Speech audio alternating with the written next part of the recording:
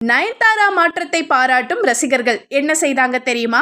சொந்த படத்துக்கே வாயை திறக்காத Nayanthara for the first time ஒரு படத்தை ஏகத்துக்கும் புகழ்ந்து பேசியிருக்கிற விஷயம் ஆச்சரியமா பார்க்கப்படுது.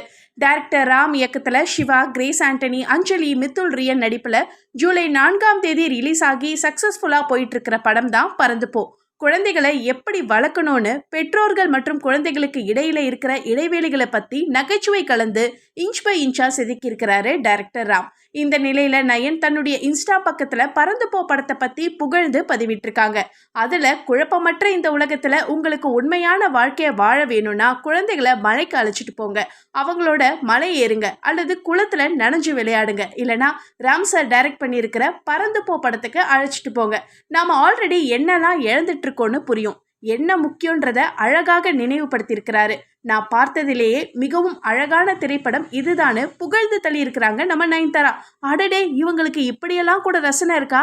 அது சரி, 2 குழந்தைகளுக்கு அம்மாவா இருக்கிறதால இப்படி குழந்தை வளர்ப்பு பத்தின படத்துக்கு ஆதரவா பேசுறாங்க. குட் மாம் நயன் அப்படின்னு ஆதரவா கமெண்ட் பண்றாங்க ரசிகர்கள்.